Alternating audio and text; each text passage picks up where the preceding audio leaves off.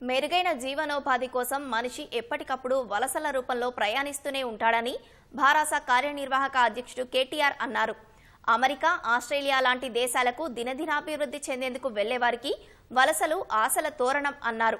అదే దుబాయ్ లాంటి గల్ఫ్ దేశాలకు వెళ్లేవారికి వలసలు ఆశలతో రణం అని ఆలోచింపజేసేలా వ్యాఖ్యానించారు.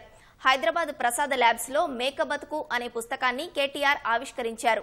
మలయాళంలోని ఆడు జీవితం అనే ఈ పుస్తకం తొలుత ఆంగ్లంలోకి అనువాదమైంది. స్వర్ణ కిలారి అనే రచయిత్రి తాజాగా ఆంగ్లం నుంచి తెలుగులోకి ఈ మేక బతుకు పుస్తకాన్ని అనువదించారు. వలసల్లో ఉండే చీకటి కోణాన్ని, వ్యధను స్వర్ణ తెలుగులోకి చక్కగా అనువదించారని అతిథులు అభినందించారు.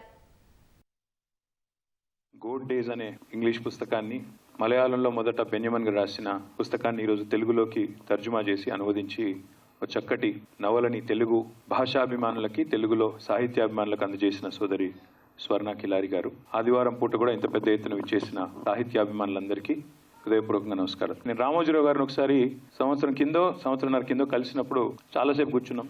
మాట్లాడుతూ ఉంటే ఆయన ఒక మాట అన్నారు, రాను రాను ప్రింట్ పోతుందండి, ప్రింట్ మీడియా అంతరిస్తుంది, రాబోయే యుగం అంతా కూడా డిజిటలే ఉంటుంది అని ఒక మాట అన్నారంటే చాలా బాధతో అన్నాడు ఆయన మాట, చాలా బాధతో. ఎందుకంటే ఆయన ఉద్దేశం ఏమంటే చదువుడు అనేది తగ్గిపోయింది. ఇందాక సోదరుడు అశోక్ కుమార్ గారు కూడా చెప్తా ఉండే, చదవడం అనేది తగ్గిపోయింది, ముఖ్యంగా ప్రింట్ చదవడం అనేది.